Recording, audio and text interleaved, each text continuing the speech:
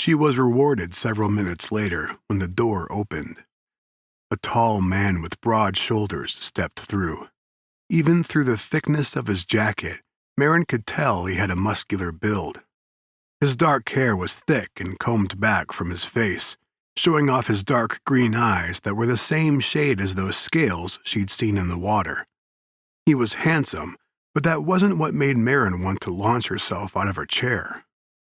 It was him. It was him. His gaze met hers across the room, and she froze as he approached. She could see her own knowledge in his eyes, and it terrified her. The man's feet stilled when he came to stand in front of her. "It's you." Her throat worked uselessly for a moment. "And it's you." He gestured at the chair next to her. "May I sit down?" It was hard to believe it was happening this way, even though this was exactly what she'd hoped for. "Please, do." He glanced around the room, noting the last few straggling skiers who were heading for the dining area. "I'm Garrison Stokes." His hand twitched where it rested against his thigh, as though he was going to reach out to shake hers but changed his mind. "Marin." She had to be grateful for his reservations. It would be too easy to run away again, but that wouldn't give her any answers. Garrison's eyes traced over her face, and Marin knew he was looking for the dragon inside her, because she was doing the same thing to him. He was striking, no matter what form he took. "You surprised me last night," he finally said. She nodded. "You did the same. I've never seen anyone else like you. Like us. I mean, not for a long time." Damn it. She was already messing this up. "So there aren't any more?" Marin shook her head. "There used to be. A very long time ago. But my grandparents have been gone for a while. It's just me now."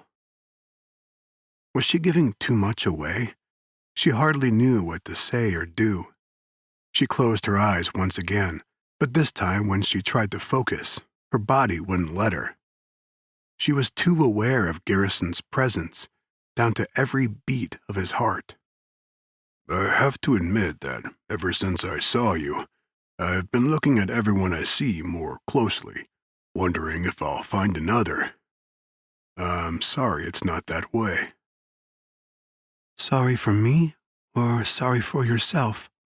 she challenged. He blinked rapidly. "For both of us, I guess. I always thought I was the only one."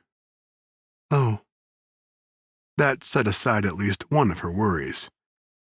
"How strange that we should find each other now. I assume you're not from here?" Why was it so hard to talk to him? He was the only dragon she knew, possibly the only other one in the world. It should be easy, shouldn't it? Even as nervous as he made her, she couldn't just give up on this because it was hard. "Not exactly."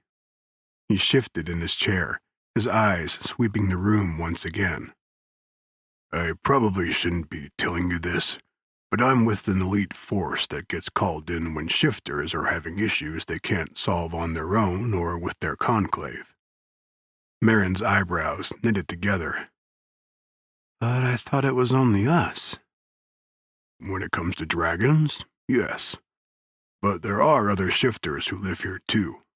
Black bears, mountain lions, coyotes, and those are just the ones I've been meeting with.